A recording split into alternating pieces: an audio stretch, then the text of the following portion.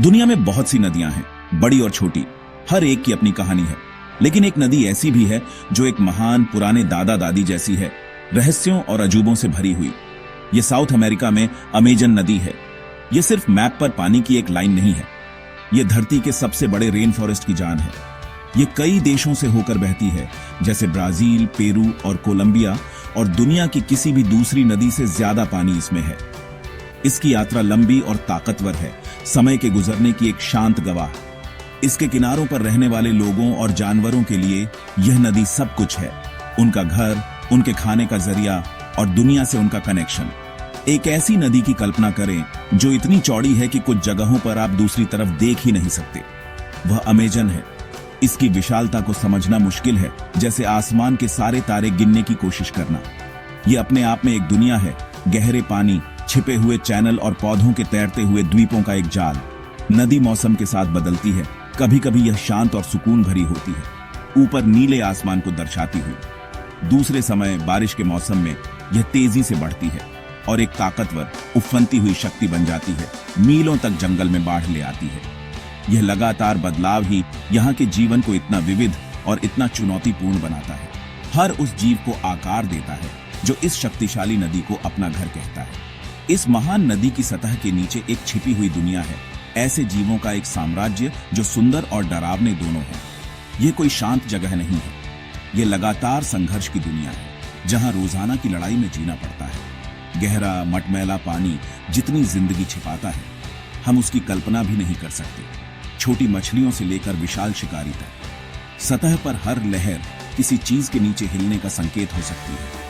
कुछ देख रहा है और इंतजार कर रहा है। नदी अपने रहस्य अच्छी तरह रखती है और उन्हें केवल उन्हीं को बताती है जो धैर्यवान और सम्मानजनक है। अमेजन की खोज करना एक बहुत पुरानी किताब पढ़ने जैसा है, जहां हर पलटा हुआ पन्ना जीवन की महान कहानी का एक नया और आश्चर्यजनक अध्याय प्रकट करता है। अमेजन का महत्व उसके भौतिक आकार से कहीं ज्यादा है। यह हमारे ग्रह के स्वास्थ्य का एक महत्वपूर्ण हिस्सा है, जिसे अक्सर धरती के फेफड़े कहा जाता है, क्योंकि इसका विशाल रेन फॉरेस्ट इतनी ज्यादा ऑक्सीजन पैदा करता है जिसे हम सांस लेते हैं। नदी और जंगल गहरे जुड़े हुए, एक के बिना दूसरा नहीं रह सकता। यह महान सिस्टम लाखों प्रजातियों को सपोर्ट करता है, जिनमें से कई अभी भी विज्ञान के लिए अज्ञात है। यह जैव विविधता की एक जीवित लाइब्रेरी है, जिसमें प्रकृति और विकास के बारे में अनगिनत सवालों के जवाब है। अमेजन को समझना सिर्फ एक दूर की जगह की खोज करना नहीं है, यह हमारी अपनी दुनिया के एक महत्वपूर्ण हिस्से को समझने और आने वाली पीढ़ियों के लिए इसकी रक्षा करने की हमारी जिम्मेदारी के बारे में है। जब हम अमेजन के बारे में सोचते हैं तो कुछ जीव तुरंत दिमाग में आ जाते हैं। उनके नाम फुसफुसाते हुए बोले जाते हैं। इनमें से सबसे मशहूर ग्रीन एनाकोंडा है। यह सिर्फ कोई सांप नहीं है, यह एक सच्चा विशालकाय है, दुनिया के सबसे बड़े सांपों में से एक। यह धीरे धीरे बहते पानी में चुपचाप चलता है। इसकी पैटर्न वाली त्वचा गिरी हुई पत्तियों और मटमैली गहराइयों के बीच एकदम सही कैमोफ्लेज देती है। एनाकोंडा जहरीला नहीं होता, लेकिन उसे होने की जरूरत भी नहीं है। इसकी शक्ति इसकी इमेंस ताकत में है। यह एक कंस्ट्रिक्टर है, जिसका मतलब है कि यह अपने मांसल शरीर को अपने शिकार के चारों ओर लपेटता है, धैर्यपूर्वक तब तक निचोड़ता है जब तक जीवन खत्म न हो जाए। ऐसे प्राणी का दिखना ऑ इंस्पायरिंग और डीपली हम्बलिंग दोनों है। इन पानी का एक और निवासी पिरान्हा है। इस मछली की एक डरावनी रेप्यूटेशन है, जिसे अक्सर फिल्मों में एक ऐसे प्राणी के रूप में दिखाया जाता है जो मिनटों में एक बड़े जानवर को हड्डी तक छील सकता है। हालांकि यह एक एग्जैजरेशन है, पिरान्हा वास्तव में फॉर्मिडेबल हैं। उनके पास अविश्वसनीय रूप से तेज इंटरलॉकिंग दांत और शक्तिशाली जबड़े होते हैं। आमतौर पर वे शोल्स नामक समूहों में यात्रा करते हैं और उनका मुख्य आहार मछली, कीड़े और कभी कभी पानी में गिरने वाले फल होते हैं। हालांकि वे ऑपर्चुनिस्टिक फीडर्स होते हैं। यदि कोई बीमार या घायल जानवर नदी में है तो वे हमला करने में संकोच नहीं करेंगे। उनकी उपस्थिति एक कांस्टेंट रिमाइंडर है कि अमेजन में छोटे जीव भी अविश्वसनीय रूप से शक्तिशाली हो सकते हैं। फिर इलेक्ट्रिक ईल है, जो वास्तव में एक ईल नहीं है, बल्कि एक प्रकार की नाइफ फिश है।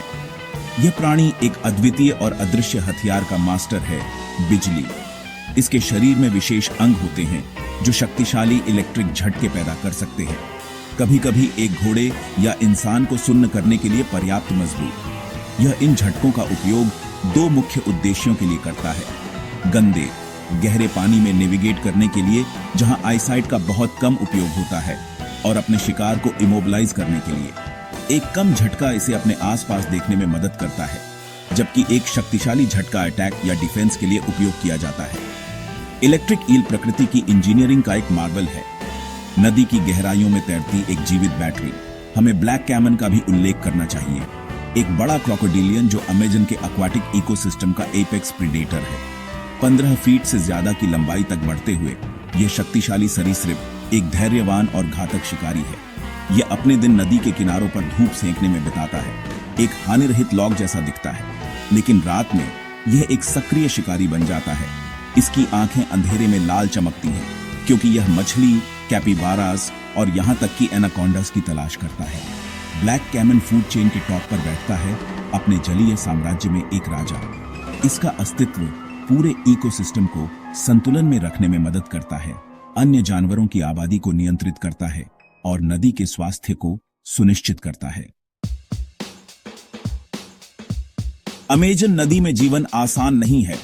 हर दिन ताकत, चतुराई और अनुकूलन की परीक्षा है।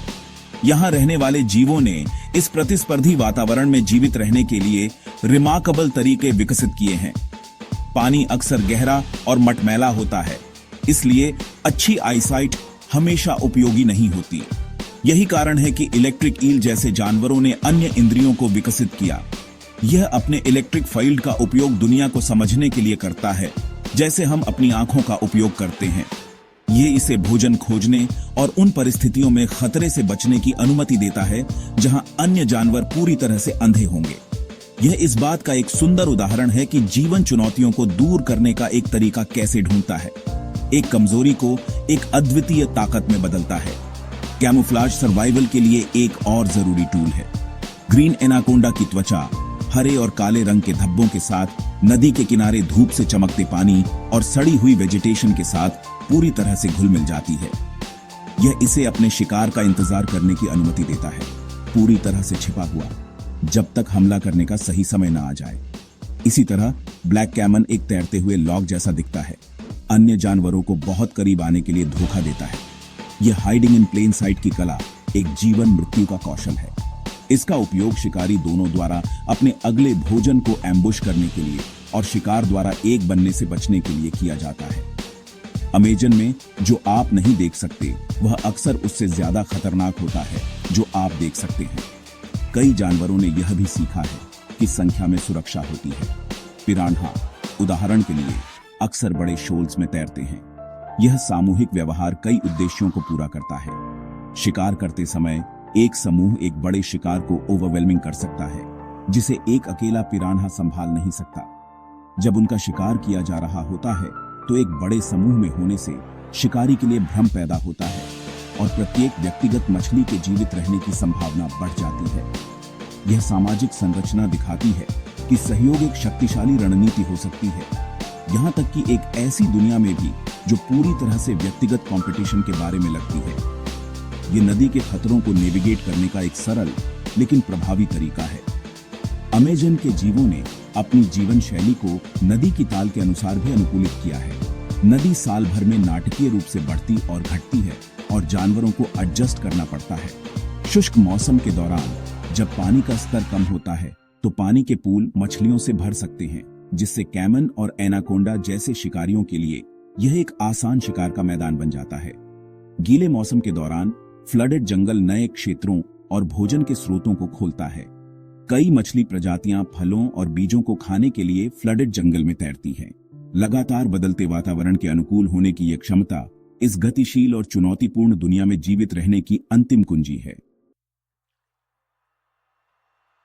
जब हम अमेजन के खतरनाक जीवों को देखते हैं तो उन्हें केवल डरने वाले राक्षसों के रूप में देखना आसान होता है, लेकिन अगर हम करीब से देखें खुले दिमाग से तो हम उनके अस्तित्व में वैल्यूएबल लेसन्स पा सकते हैं। इलेक्ट्रिक ईल उदाहरण के लिए हमें इनोवेशन के बारे में सिखाता है। एक अंधेरी और मटमैली दुनिया का सामना करते हुए उसने बस हार नहीं मानी। उसने अपने वातावरण को देखने और उसके साथ इंटरैक्ट करने का एक पूरी तरह से नया तरीका विकसित किया। यह हमें याद दिलाता है कि जब हमें बाधाओं का सामना करना पड़ता है तो हमें क्रिएटिवली सोचना चाहिए। कभी कभी सबसे अच्छा समाधान पुराने तरीकों से ज्यादा कोशिश करना नहीं होता, बल्कि पूरी तरह से एक नया तरीका ईजाद करना होता है। मानव प्रगति हमेशा इस तरह की सोच से प्रेरित रही है। पिरान्हा, जिसे अक्सर अग्रेशन का प्रतीक माना जाता है, हमें कम्युनिटी की शक्ति के बारे में सिखाता है। एक अकेला पिरान्हा एक छोटी मछली है जो कई बड़े शिकारियों के लिए कमजोर है, लेकिन एक साथ एक शोल में वे एक फॉर्मिडेबल फोर्स बन जाते हैं। वे भोजन खोजने और अपनी रक्षा करने के लिए सहयोग करते हैं। यह हमारे लिए एक सरल और शक्तिशाली लेसन है। व्यक्तियों के रूप में हमारी सीमाएं हो सकती हैं, लेकिन जब हम एक सामान्य लक्ष्य की दिशा में मिलकर काम करते हैं तो हम महान चीजें हासिल कर सकते हैं। परिवार, समुदाय और समाज हमारे शोल्स हैं और हमारी सामूहिक शक्ति हमारे व्यक्तिगत हिस्सों के योग से कहीं ज्यादा है। सच्ची ताकत अक्सर एकता में निहित होती है। ग्रीन एनाकोंडा हमें धैर्य का महत्व दिखाता है। यह लंबी दूरी तक अपने शिकार का पीछा करने में ऊर्जा बर्बाद नहीं करता है। इसके बजाय यह एक अच्छी जगह ढूंढता है, खुद को कैमोफ्लाज करता है और इंतजार करता है। यह सही अवसर के लिए दिनों या हफ्तों तक इंतजार कर सकता है। हमारी तेज तर्रार दुनिया में हम अक्सर सब कुछ तुरंत चाहते हैं।